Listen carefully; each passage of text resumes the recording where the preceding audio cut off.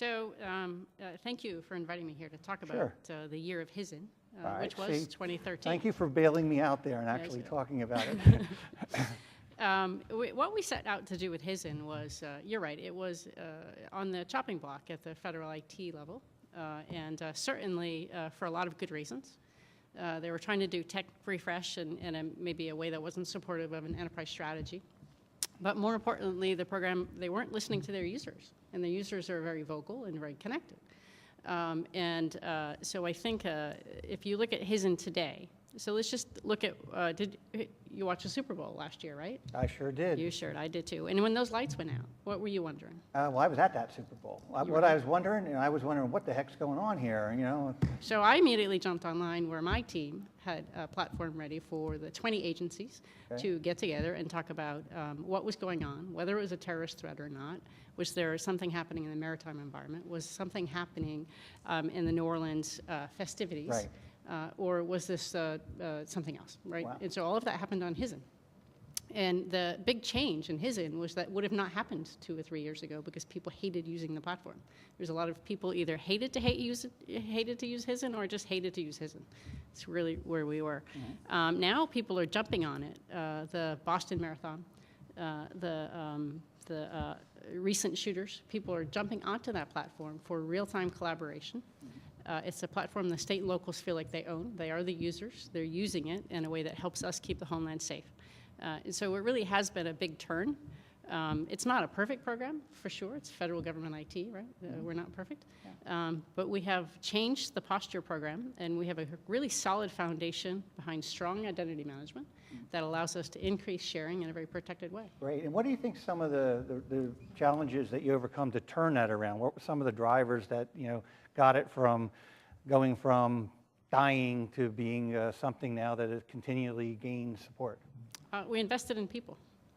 And I think that was the big difference. It was a team of people that brought this together. When we took over the program or provided management and oversight of the program, there were maybe 4 or 5 feds. There are 22 feds.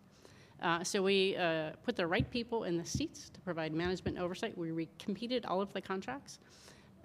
We took lead everything in the program. We held an operational program up with Band-Aids. Mm-hmm. And created a new one. We migrated 40,000 users, a terabyte, not petabyte, just a terabyte of data, much smaller than yours. And we changed the reputation of the program. And we did that by the federal employees being in front and taking ownership and being transparent about what was happening. Yeah, and some of the big challenges were just the turnaround to get the collaboration and communications? The challenges really are in federal government IT. It's hard to do IT. You talk about the survey saying it's the worst place in the world to work, DHS, right?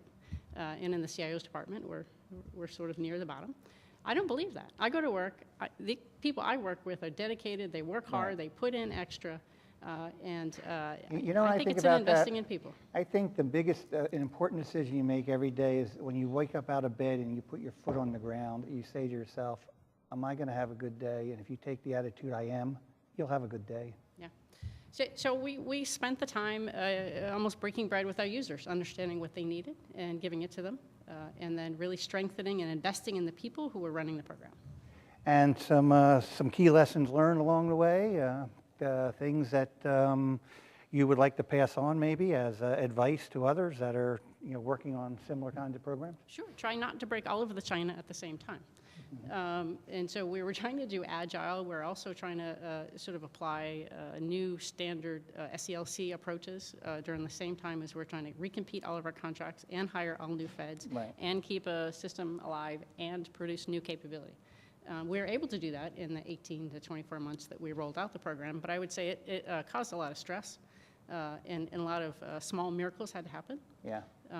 So I wouldn't try to do it all at once. Yeah, that's very good advice. I think a lot of times, sometimes new folks come in and whatever, and they want to accomplish so much so fast, and you wind up either doing a lot of things not that well, or you don't make progress on some things that are really, really high priorities.